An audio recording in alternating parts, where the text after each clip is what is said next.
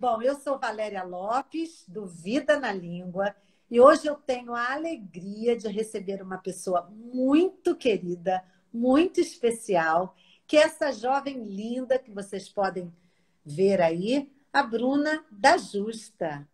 Então, Bruna, podemos começar? Eu peço a todos olá, Podemos sim, vamos Lips. lá. Olá, Lip Idiomas, sejam bem-vindos. Então, nós vamos começar e eu quero pedir à Bruna que diga para nós quem é você, Bruna, para além do seu nome, para além daquilo que eu já sei a seu respeito. Fale-me tudo o que você Certo. desejar, Bruninha. Bem, a pergunta quem sou eu é uma pergunta um pouco difícil de ser respondida, não é mesmo? Há um pouco tempo. Mas vamos lá, eu vou tentar fazer um resumo aqui para você. Bem, eu sou a Bruna Justa, eu sou amiga da Valéria de muito tempo. Bem, eu moro em Brasília, diferente da Lela, e eu sou formada em administração de empresas e atualmente eu trabalho dando aulas de língua portuguesa, além de outras coisas, eu também dou aulas de língua portuguesa para crianças e adolescentes principalmente. E, bem, é isso, em síntese. Então, Bruna, eu via que você também trabalha com português para estrangeiros. E aí a minha pergunta é E, para qualquer estrangeiro de qualquer faixa etária ou apenas para crianças estrangeiras? bem, o meu foco realmente é direcionado para as crianças e adolescentes, mas eu também dou aulas para adultos. Existe esse foco, né, que realmente o meu trabalho é mais voltado para crianças e adolescentes, Certo, mas não é algo excludente.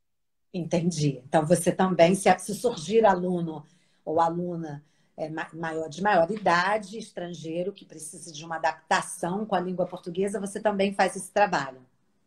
Sim, eu faço sim. Bruna, e como foi a sua história com a língua portuguesa, né, no passado?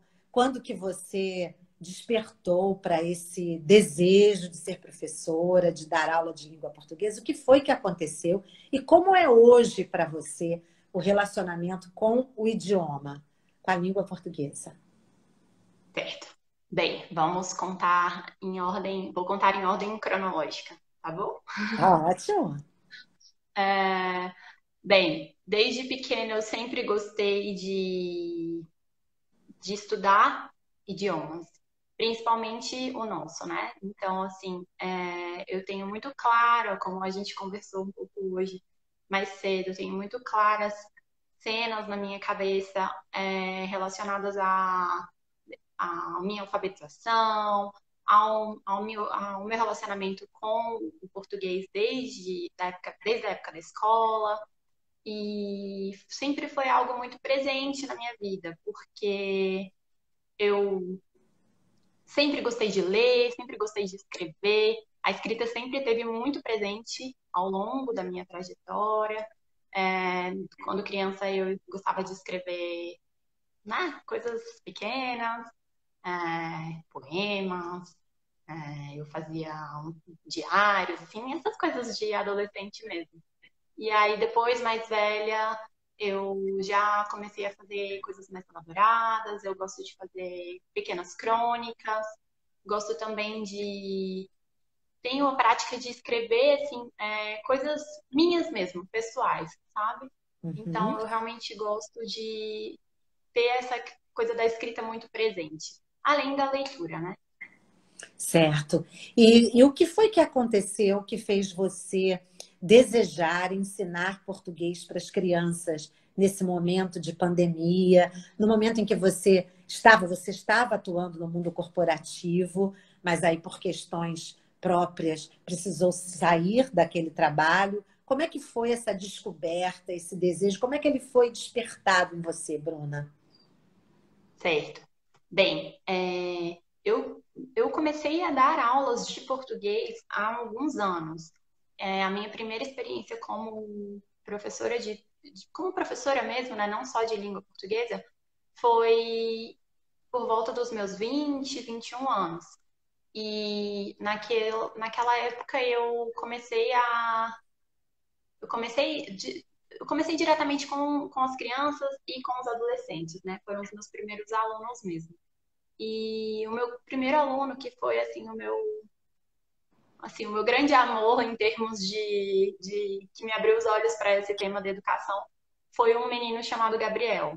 Ele foi o meu primeiro aluno e eu devo muito a ele. Ele era uma criança extremamente doce e uma criança muito especial. E foi ali que eu percebi que eu podia ser realmente útil, sabe? Nesse sentido, que essa capacidade de ensinar era algo que eu poderia me aproveitar bastante, porque é algo que eu realmente gosto muito de fazer. Eu sempre gostei de ensinar aquilo que eu sei. E aí eu comecei o meu contato com a língua portuguesa, assim, né, com o ensino da língua portuguesa nessa época. E depois, ao longo dos anos, isso foi se aperfeiçoando. Em determinados momentos eu estive mais distante desse trabalho, por estar mais relacionada, por estar mais envolvida com o curso que eu fiz e tudo, né? Que eu me formei em administração de empresas.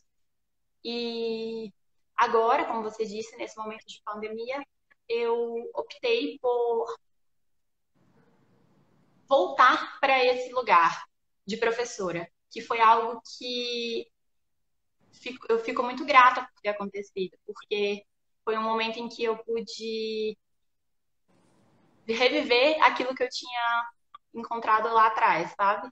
Então eu realmente percebi, nossa, isso aqui estava meio adormecido dentro de mim, sabe? E eu Despertou. resolvi olhar para isso.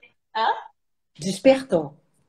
Isso, exatamente. Eu resolvi olhar para isso com mais carinho, porque foi algo que eu realmente percebi que eu não quero abandonar, sabe? Por mais que não futuramente possa não estar direcionado para língua portuguesa, é algo que eu realmente não pretendo abandonar essa questão da educação e do ensino. Certo.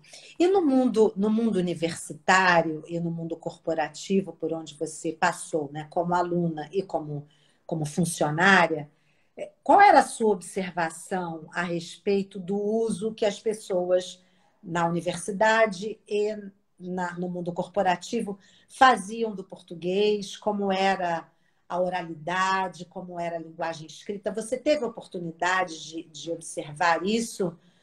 E qual foi a sua observação? Sim, com certeza.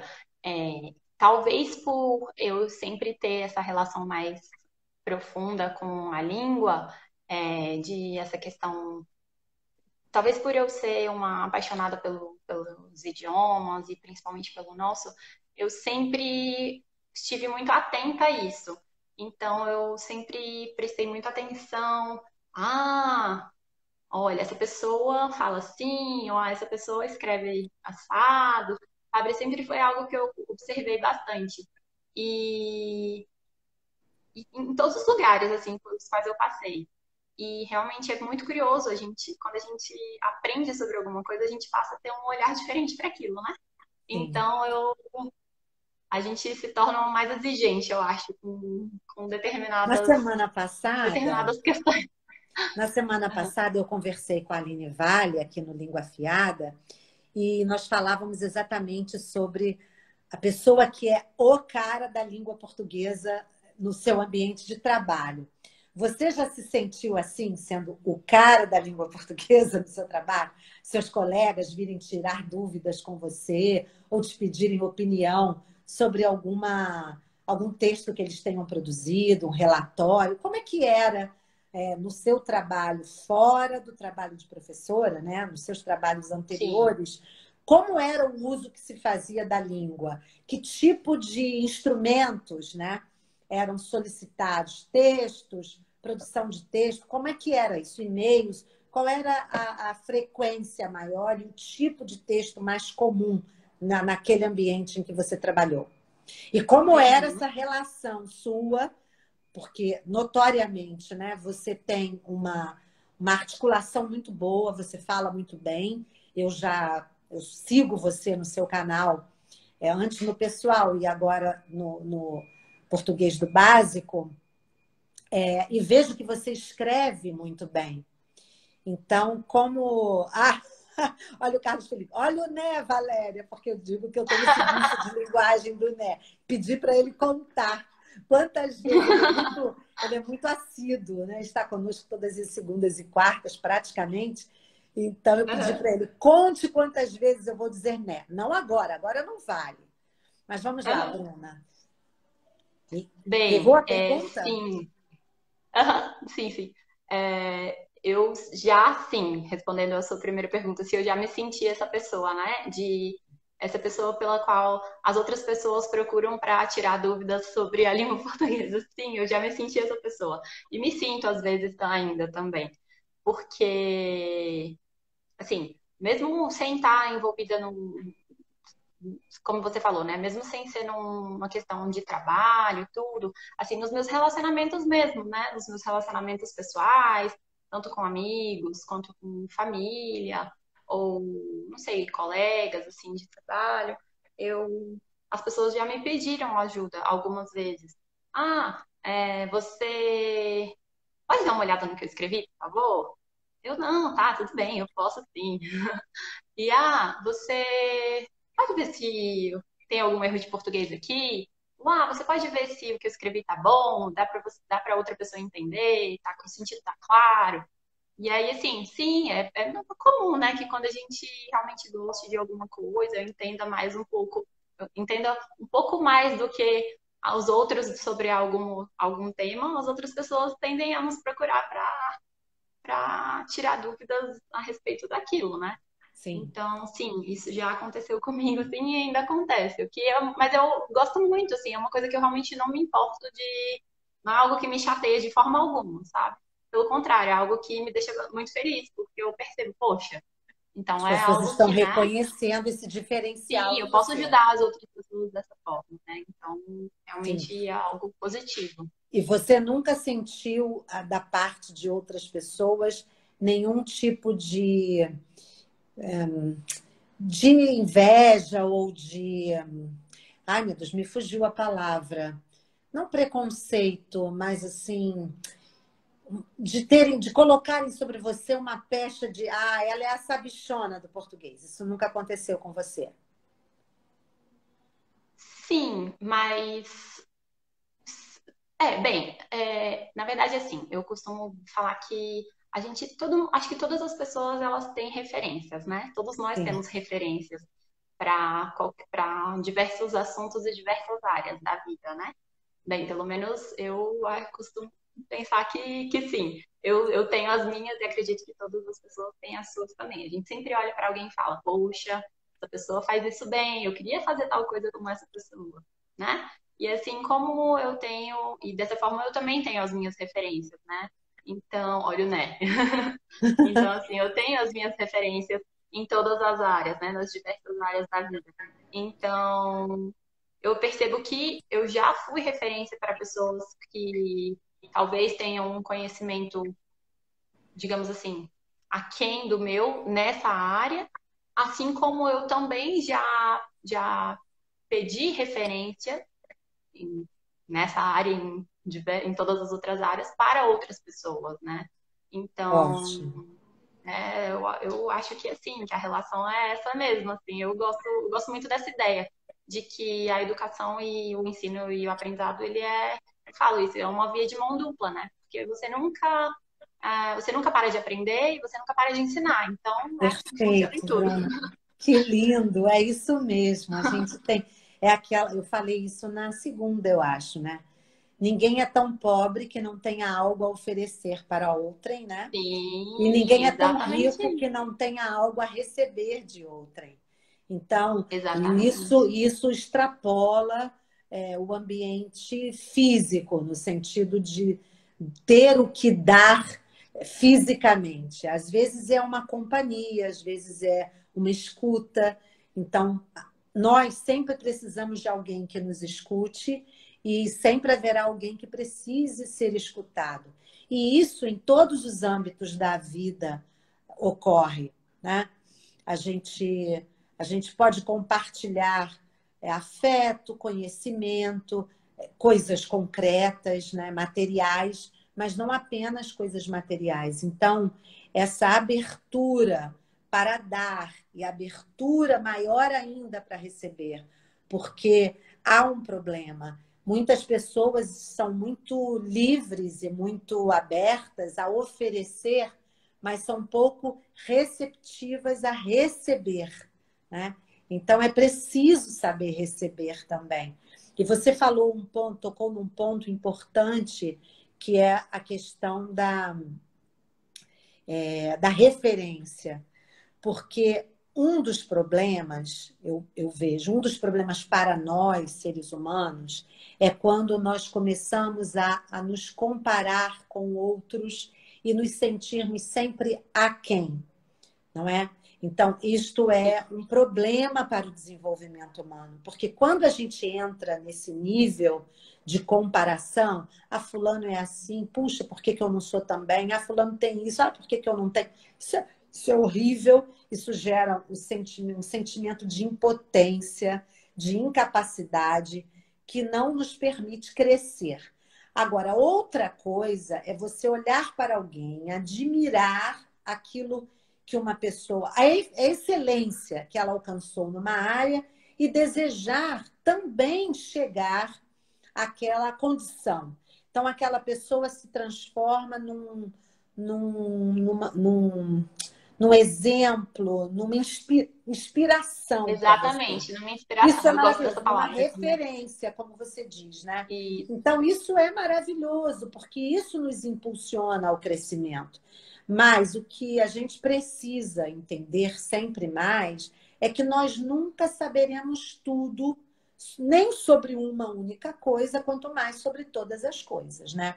Quanto mais eu me aprofundo no estudo da língua portuguesa, e eu estou sempre estudando para ensinar, eu preciso estudar, e quando eu me disponho a estudar, eu sempre descubro alguma coisa que eu ainda não tinha visto ali, naquele conteúdo, por mais que ele seja um conteúdo do meu dia a dia, né? Então, é maravilhoso isso, porque assim a gente não para de crescer nunca. E a gente não para de crescer, especialmente como seres humanos, né? sim, exatamente. Eu gosto muito dessa relação que existe entre a comparação e a inspiração. Eu ouvi uma vez de Ótimo. uma pessoa que eu admiro muito, que ela falou que existe mesmo essa questão da diferença, né? Que é uma diferença muito grande entre a comparação e a inspiração. Porque Perfeito. quando a gente se compara, a gente se coloca quem, né? Na Ou grande maioria das acima, né? vezes. Ou a gente se coloca Mas quem, ou a gente se coloca acima do outro, né? sim, Ou perfeito, vem o perfeito. sentimento de autocomiseração, ou vem o sentimento de orgulho, né? De se Sim, sentir exatamente. vaidoso. Isso é sempre perigoso. Tanto as duas Sim, coisas são perigosas, né? sim. E a comparação, ela é totalmente destrutiva, né? Assim, quando a Sim. gente olha que ela só gera sentimentos negativos, ela só gera inveja, quando você se coloca numa posição inferior e não te faz você se desenvolver, né? Como você falou. Então, ela Sim. só faz você entrar num ciclo de lamentação e negatividade que não leva você para Exatamente. frente. Quando você se sente aquém, aí, isso não é para mim. Fulano conseguiu isso por causa disso ou daquilo. Eu não vou ser capaz nunca. Quer dizer, e aí você fica preso nesse círculo vicioso de comiseração, né, de autocomiseração, e o que acontece é que você não cresce. E quando você também Verdade. se sente acima dos outros, né? Você entra também Você numa também não atmosfera cresce. de vaidade, de orgulho, você acha que você já sabe tudo, e aí também não Isso, fica no mesmo lugar. Por isso, todos os exatamente. dois são extremamente negativos, né? E a Sim, inspiração ao exatamente. contrário. E aí, Bruna, como é que está sendo a sua experiência hoje, dando aula para essas crianças? Como é? Qual é a dificuldade que você percebe que elas têm em maior escala? Como está sendo nesse momento de pandemia? O que que você tem observado nesse teu relacionamento com os teus alunos? Você dá aula virtualmente também, online. Sim, no momento eu Tem dou sido aulas apenas online. certo. E o que que você E tem observado, assim, de deficiência? Você percebe que este praticamente um ano as crianças ficaram somente com aulas online, sem irem às escolas? Não sei como está em Brasília. Aqui as escolas particulares estão funcionando. As públicas ainda é uma guerra. Bom, eu não sei de todas, mas aqui no meu bairro tem uma, duas, três escolas públicas, duas municipais e uma estadual, e tem mais uma aqui, que é o Colégio de Aplicação da UERJ, que está fechado. Eu não uhum, vi ainda movimento de criança com uniforme. Duas creches que existiam aqui perto da minha casa, bem próximo à minha casa, foram fechadas. Uma, inclusive, era do município, acabou, né? Então, eu não sei uhum, como é que está em Brasília, mas o que eu tenho visto, as escolas particulares estão com as aulas estão sendo 50%, né? As turmas estão divididas, então tem escala, os alunos estão sim. fazendo um rodízio, mas estão acontecendo as aulas no ambiente, na escola privada e na escola pública não. Como é que está aí em Brasília? Bem, então, as últimas notícias que eu tive em relação a essa questão foram que sim, existem ainda, né? Agora, no momento, escolas que estão abertas, sim. Eu tenho conhecimento de algumas escolas particulares e te confesso que eu não tenho conhecimento Das muito escolas públicas? grande em relação aos colégios públicos. Então, eu não posso dizer porque eu realmente não sei. Agora, agora sim, essa questão da pandemia, né, já estamos há mais de um ano nessa situação, aqui no Brasil, pelo menos, né, vamos colocar assim, que a pandemia começou, digamos assim, em março, né, de 2020, então nós estamos em junho agora, né, de 2021, temos então um ano e alguns meses aí, e e sim, eu percebo que, sobre essa questão que você colocou do meu relacionamento com as crianças, eu percebo que existem muitas crianças que se adaptaram muito bem, sabe, a essa realidade online, essa realidade virtual, vamos colocar Virtual? assim, né? Uhum. É, a esse novo tipo de relacionamento e essa nova proposta de educação. E agora, uma coisa que eu me pergunto, me questiono bastante é como acontece, como se dá a parte das relações, né? Do físico, assim, da proximidade.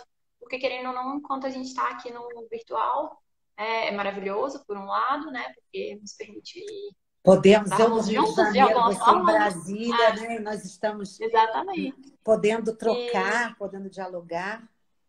sim, mas a gente perde por outro lado também, né? Que a gente não pode ignorar esse outro lado que, infelizmente, é uma perda, sim. A gente sente falta de ter o contato físico, de estar mais próximo das pessoas, e é uma situação que a gente tem que lidar, né? Mas eu percebo, sim, que as crianças se adaptam muito, sabe? As crianças se adaptam muito bem. Eu tenho uma das meninas que eu dou aula, uma das minhas alunas, ela mora no Reino Unido. Eu até vi a mãe dela aqui, a Ai, que Maria, se ela legal. Maria estiver aí, não sei, um beijo, Maria. É, mas, e bem, tá vendo? Isso é um outro ponto. Eu jamais teria conhecido essa minha aluna e essa família se não houvesse a possibilidade da educação à distância. E isso é um fator muito positivo. Mas existe todo esse outro lado. Então, E o Carlos Felipe está dizendo, aqui no meu bairro, a escola pública e as creches estão fechadas, ambas perto de casa. Então, eu acredito que no Brasil as escolas públicas ainda estejam fechadas. Não tenho fechadas. certeza, mas É. das notícias que eu tenho tido, tem sido assim. As particulares Uhum, estão funcionando, então o que me preocupa é que a longo prazo, isso já é um longo prazo, né? Um ano e 3 meses é muito tempo para uma criança exatamente. ficar sem contato com a realidade escolar. Eu acho que isso vai Sim, gerar uma perda enorme, um atraso muito grande para o concordo. país. Mas eu queria te perguntar, nesse teu contato com essas crianças, em relação à aprendizagem da língua portuguesa, você observou queda no desenvolvimento linguístico das crianças ou não? As coisas estão acontecendo de maneira tranquila, elas têm mantido um nível bom de linguagem, têm aprendido os conceitos bem? Como é que tem sido essa experiência para você? Então, eu acredito, pelo menos essa é a minha visão, que isso é uma coisa, é uma questão muito pessoal. Então, assim, tanto para as crianças quanto para as outras faixas etárias, né? Eu acho que isso serve até para nós adultos mesmo. Eu percebo que existem crianças e adolescentes que parece assim, que não sofrem Não houve esse nada intervalo. com isso. Tá? Que funcionam super bem com essa modalidade de ensino, sabe? Sim. Então, mantém ali, se mantêm presentes, desenvolvem uma boa concentração, Interação. uma boa captação do conteúdo, uma boa interação, exatamente.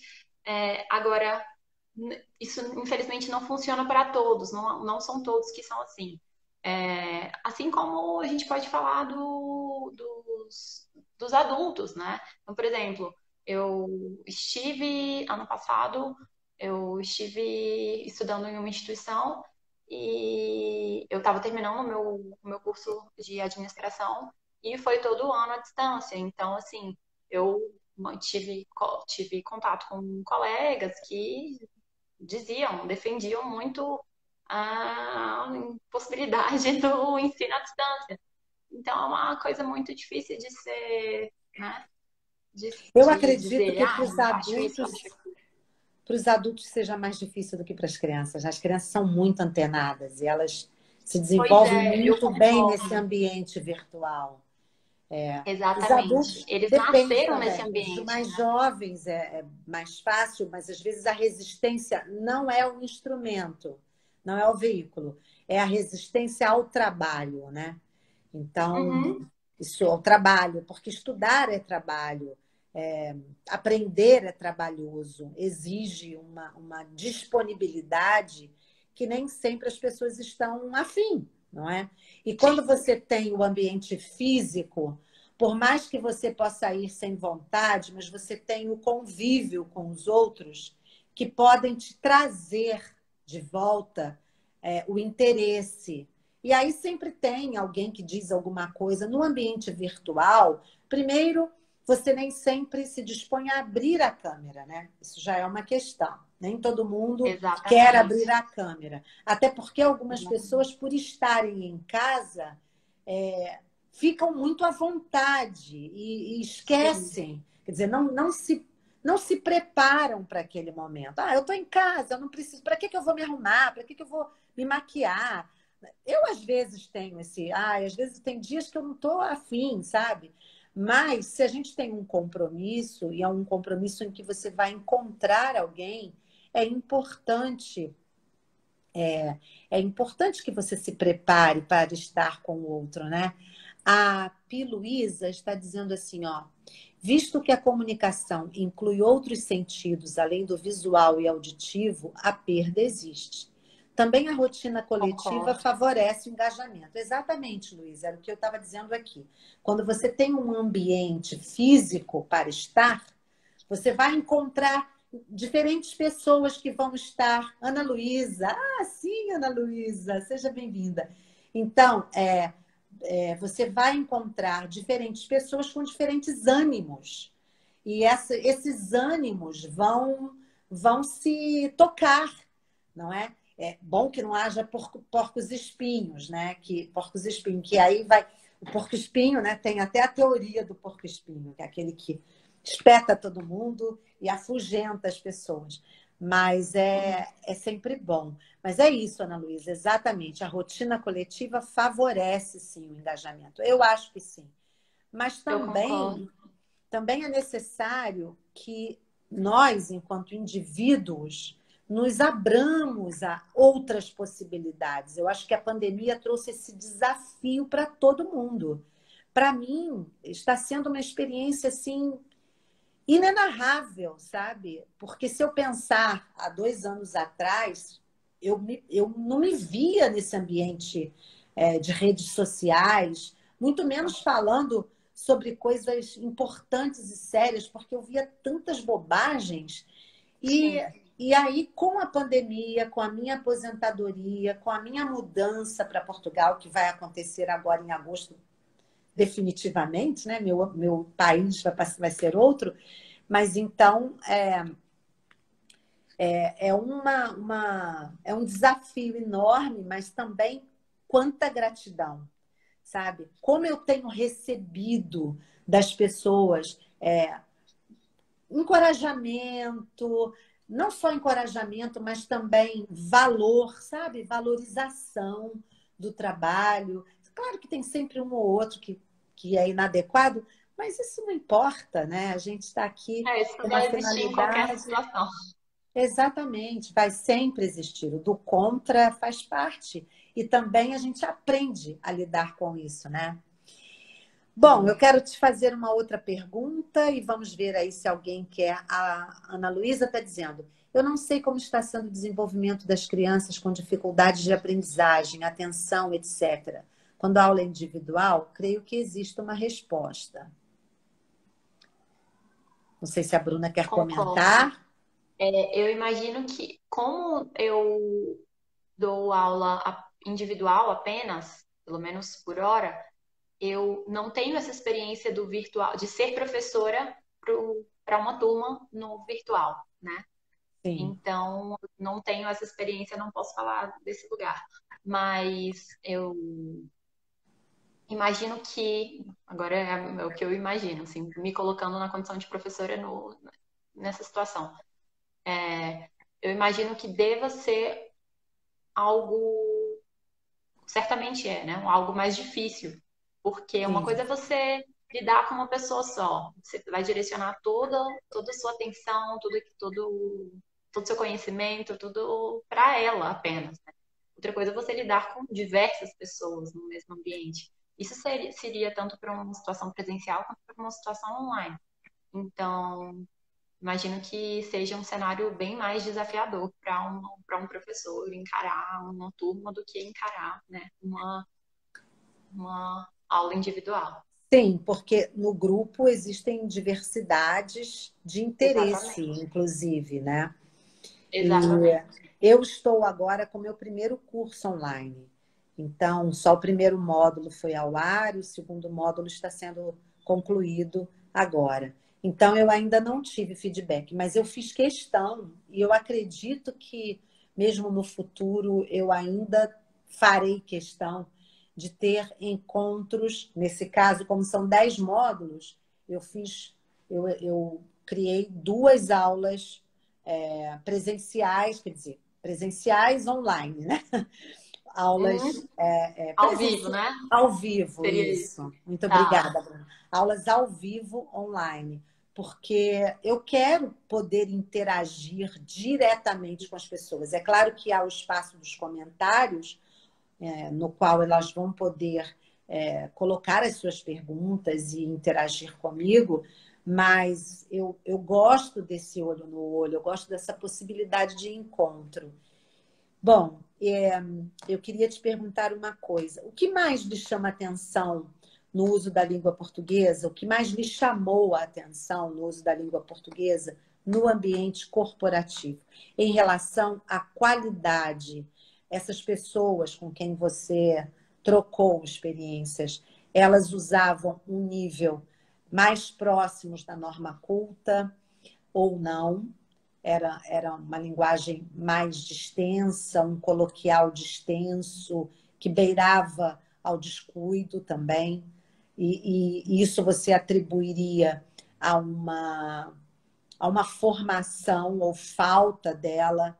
Como é que a tua observação apontaria algo para nós aqui? Bem, sim, eu tive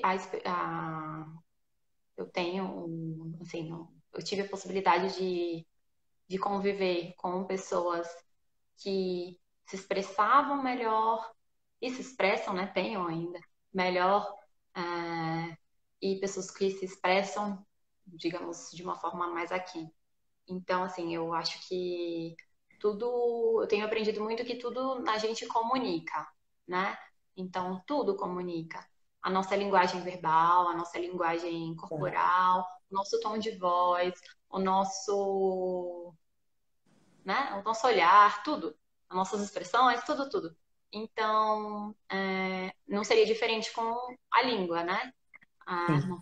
Então, assim, seja ela escrita, seja ela falada. Então, assim, todos nós temos que avaliar muito bem como eu quero, quem eu quero ser, né? E como eu quero ser vista. Então, isso passa por todos esses aspectos, né? E eu mencionei diversos outros. Então, eu, eu tive a possibilidade de conviver com pessoas que tinham mais educação, digamos assim, mais estudo, não vou chamar de educação, mas tiveram mais Mais oportunidades de estudo, estudo. ótimo, É, é bom fazer essa e diferença. é, que, né, eu acho que educação é outra coisa. Então, pessoas que tiveram e têm mais estudo e pessoas que tiveram menos oportunidades de estudo. Então, isso é nítido também na linguagem, né? Tanto na escrita quanto na verbal, na oral. Então, assim, eu acho que é algo bastante importante e que deve ser levado muito em consideração, né? Você fala outros idiomas, Principalmente, Bruna? Você fala sim, outros idiomas? eu falo espanhol muito bem e eu entendo bem inglês, mas o meu inglês não é assim, não tenho inglês fluente. Entendo bem, mas não tenho fluência. E você Me expresso, consigo acredita me que expressar. e você acredita que o fato de você se empenhar com a língua portuguesa, de gostar, de estudar, de ter tido bons professores, de ter um ambiente, porque isso acontece na sua casa, que eu sei, um ambiente familiar que promove, né? Promove esse gosto pelo idioma nacional, né? Pela nossa língua. Você acha que isso favoreceu e favorece a sua aprendizagem de outros idiomas? Por exemplo, o espanhol, que você disse que domina muito bem. Você acredita que o domínio que você tem da língua portuguesa foi importante ou até mesmo fundamental para o seu desenvolvimento com a língua espanhola? Ou você não vê relação entre essas duas coisas? Vejo relação direta entre essas duas coisas, porque acho que é muito importante você ter uma relação boa com a sua língua materna para você desenvolver uma boa relação com outras línguas, né, digamos assim. No meu caso, o inglês e o espanhol, que são as línguas que eu consigo falar e sei me expressar. Então, eu acho que isso não funciona não só para mim, como para todas as outras pessoas, né? Porque eu acho muito importante você conseguir transitar e conseguir trazer para a sua língua quando você não consegue se expressar não, em uma outra língua, né? Então, você ter essa base, tanto principalmente na sua língua materna, para conseguir levar esse desenvolvimento para os outros idiomas que você vem aprender, eu acho fundamental. Acho que não é possível você ter um bom desenvolvimento em outros idiomas sem você ter uma boa relação com o seu próprio idioma. Não sei, essa é a minha opinião. Ótimo. Você pensa assim? O Bem, que você acha? não, eu concordo. Bom, eu falo, né? Eu não posso dizer que eu falo, eu também tenho problemas para falar outros idiomas, mas eu estudei muito tempo inglês, né? Então eu leio bem Sim, inglês, eu consigo. Depende, eu não posso nem dizer a você que eu entenda muito bem o inglês quando eu estou escutando, porque vai depender, vai depender. Eu entendo sim, melhor com o certeza. inglês britânico do que o inglês americano. E, além disso, depende do ritmo, da fala da pessoa. Se a pessoa tiver uma boa articulação e falar pausadamente, aí eu consigo entender bem. Mas se ela falar muito rápido, eu vou precisar fazer uma imersão na língua inglesa, porque eu tenho essa dificuldade. Mas leio bem e até escrevo, consigo escrever bem. Sim. Agora, eu também estudei francês, espanhol e italiano, por 2 anos, mais ou menos, cada uma dessas línguas. E como francês, espanhol e italiano tem a mesma origem que o português, né? O português é a última flor do lácio, foi a última a nascer de todas as línguas românicas ou neolatinas. Mas, por isso, né, o nosso poeta diz, né, a última flor do Olavo Bilac, última flor do Lácio, inculta e bela, porque realmente o Lácio é a região de Roma, onde o Império Romano se expandiu, e ela foi a última língua a nascer, foi o galego-português, né? E daí o português, que só foi consolidado, mesmo o português moderno, hoje é contemporâneo, mas o moderno é do século XVI, ele surge com Camões, em Os Lusíadas, mas o português mesmo quando se forma o Estado de Portugal, né? O Estado Nacional Português. E aí deixou de ser galego-português para ser a língua portuguesa. Mais ou menos, sei lá, 1200 e alguma coisa, século XIII, se eu não me engano. Mas então para essas línguas neolatinas, o meu conhecimento de língua portuguesa foi fundamental para entender o emprego dos pronomes, para entender o emprego dos artigos, mesmo que seja bem mais difícil no italiano e no francês, né, o emprego dos artigos e tudo mais. A língua francesa ela é mais reduzida do que a língua portuguesa. Eles não são redundantes como nós somos, e como o italiano também que tem que empregar o artigo, o pronome, tudo flexionado, eles têm umas diferenças quanto a isso, mas para mim também é fundamental conhecer a língua portuguesa. E eu acho que se em algum momento da minha vida eu passar a dominar mais uma língua estrangeira do que a minha, eu acho que eu vou me sentir até envergonhada, sabe? Eu concordo com você, totalmente. Mas isso é uma opinião, é um posicionamento. Não Sim, necessariamente é todas verdade. as pessoas vão se sentir assim. A Ana Luísa está dizendo, as conexões nervosas que são feitas a partir do uso da língua, vamos ver, aumentam e com certeza enriquecem nossas capacidades. Sim, sem dúvida, Ana. Bom, não sei se você tem alguma pergunta, se alguém da nossa audiência quer fazer alguma pergunta para a Bruna ou para mim, ou se a Bruna quer me fazer alguma pergunta. Bem, eu só vou ler o comentário aqui da minha amiga Amália. Um beijo, amiga! Ela colocou aqui, Olá, minha amiga Maria. Amália, ela é fluente, perdão, a língua materna dela é o espanhol, não é o português. E ela colocou o comentário aqui, deixa eu só procurar, achei. Eu acho que se você, por exemplo, ensina outro idioma... Ai, meu Deus, perdi, peraí. Tá aqui, ó. Ajuda muito. Se não for pela estrutura do espanhol, eu acho que não tivesse aprendido. Quer dizer, se não fosse pela estrutura do espanhol, ela não teria Ela não aprendido teria aprendido aquilo que português. ela sabe do português.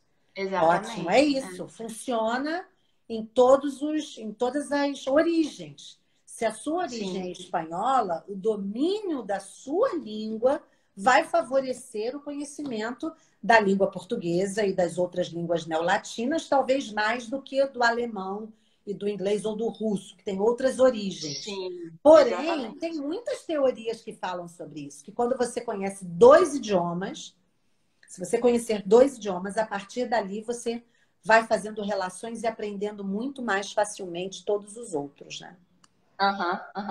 É, eu também acho isso, eu percebo isso em mim, eu acredito que isso deva acontecer com as outras pessoas também. Sim. Não Bem, sei eu se... queria sim te fazer uma pergunta. Vamos aproveitar esse espaço para fazer. Agora eu voltar algumas perguntas para você.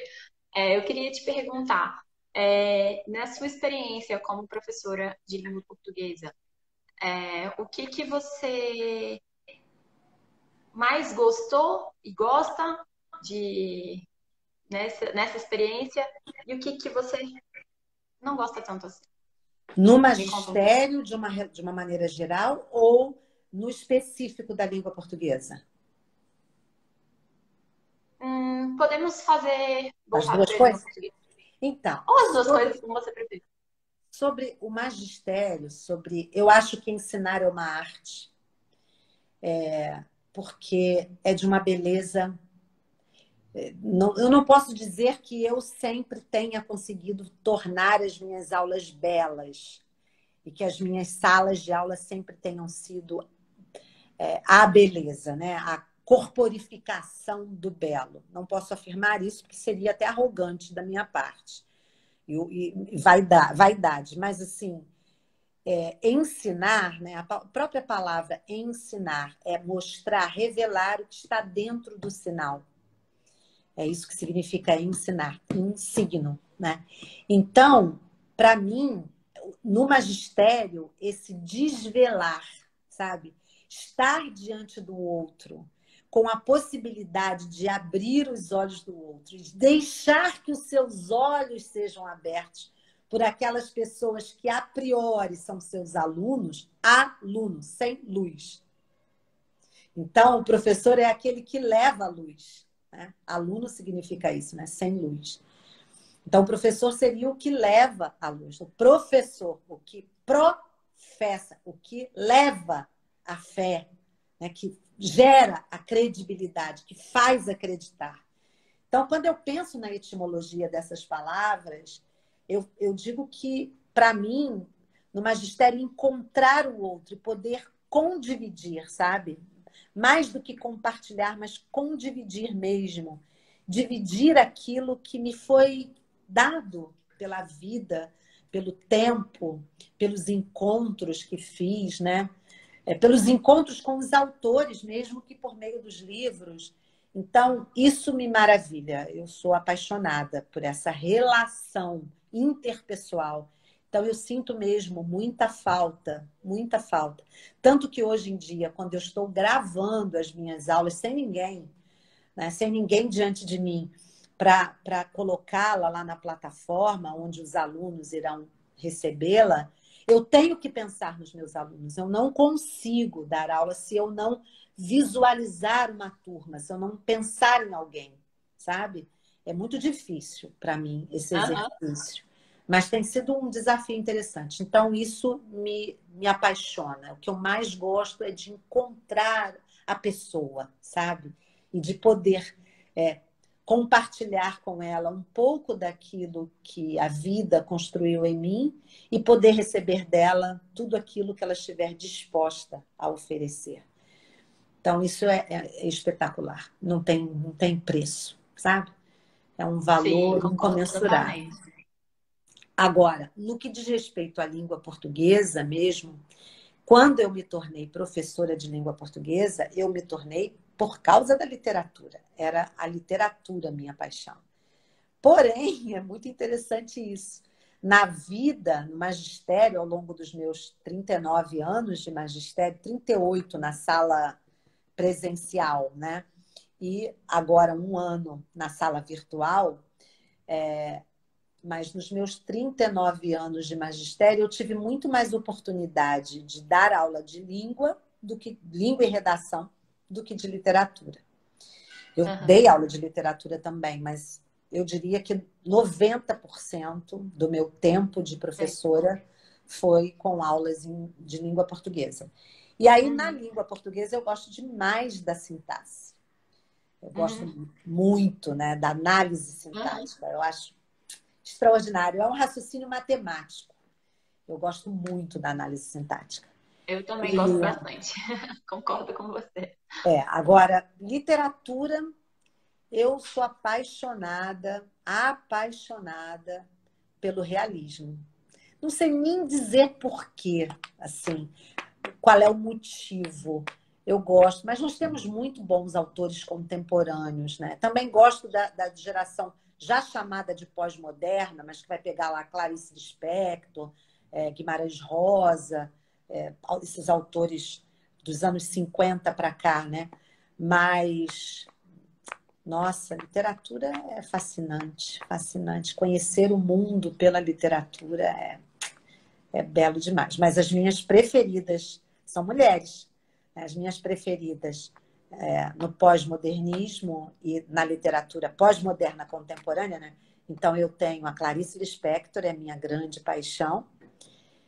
No realismo, é o Machado de Assis, nossa, ele é maravilhoso. E também tem um autor português de que eu gosto muito, que é o Fernando Namora, que é realista, neorrealista. Gosto bastante dele. Mas da contemporaneidade, a grande Adélia Prado, minha paixão. Já ia te perguntar por ela, que eu lembrei. Ah, eu lembro que ela gosta dela. E dos homens, eu gosto muito do Guimarães Rosa, eu gosto muito do Machado de Assis, é um grande mestre da língua mesmo para mim, né? Da língua, né? De como ele usa a língua, é belo demais. Eu gosto muito também do Érico Veríssimo, que é lá da geração de 30 do modernismo brasileiro. Eu gosto bastante do Graciliano Ramos e Carlos Drummond de Andrade, paixão. Mas eu tô Eu acho lendo. que, né? Quem não gosta dele? Eu tô lendo Acho agora que e são tô bem raras as pessoas que não encantada. Hoje eu já li o livro quase todo, Cora Coralina. Eu só conhecia uma ou Que outra legal. poesia dela e hoje eu mergulhei no livro dela, é apaixonante. Apaixonante. E pensar que Legal. aquela mulher, que vocabulário extraordinário, extraordinário ela tem.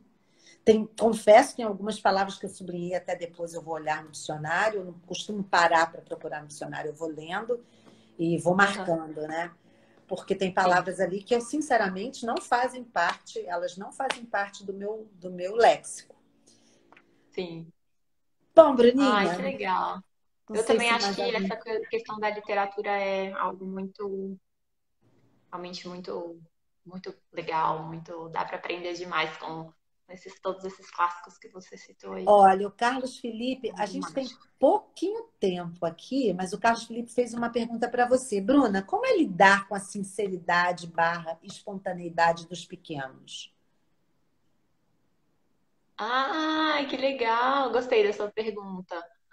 Então, eu acho, no mínimo, engraçado. Eu gosto muito disso, realmente acho, eu não vejo isso de uma maneira negativa de forma alguma. Eu acho que talvez o mundo seria melhor se a gente soubesse se colocar numa posição de criança na maioria das vezes, né? Porque eles Ótimo. têm realmente uma forma de ver a vida muito que a gente perde ao longo Muito da objetiva, nossa não vida. é? Muito Exatamente. objetiva. E E eles a não têm mãe. vergonha, né? Eles perguntam tudo, então tudo para eles é novidade, eles são curiosos, tudo é porquê. Então acho que a gente devia viver mais como as crianças, que a gente ia ser mais feliz. A Maísa está perguntando para mim, mas acho que nós podemos, se você quiser, também pode responder. Valéria, o que você acha da educação bilíngue de crianças? Por exemplo, português e inglês ao mesmo tempo. Eu acho extraordinário. Sabe, Maísa? Eu acho que as crianças, principalmente até os 7, 9 anos de idade, elas estão assim com as sinapses, né? Sendo muitas sinapses ao mesmo tempo, elas têm uma capacidade extraordinária de aprender línguas, idiomas diferentes. Então, quanto mais elas forem expostas a outros idiomas, melhor, desde que se tenha aquele cuidado com a língua materna. Não é? A língua Sim, materna ela precisa ser muito bem consolidada. Então, assim, é, é primordial, né? Mas se ela tem a capacidade, a condição, a possibilidade, era isso que eu queria dizer. Se ela tem a possibilidade de ser exposta a dois universos linguísticos simultaneamente, ela vai se alfabetizar em ambas as línguas e ela vai se desenvolver com facilidade, com propriedade, vai ser exatamente. maravilhoso. Provavelmente, se ela fizer português e inglês, a tendência é que ela considere o inglês muito mais fácil. A língua inglesa ela é muito mais lógica, ela é muito mais objetiva do que a língua portuguesa. Então, por exemplo, a conjugação verbal é uma né? É um exemplo Sim, é clássico disso. totalmente diferente. Você tem lá, né? I play, you play, she plays, né? We play, you play, they play.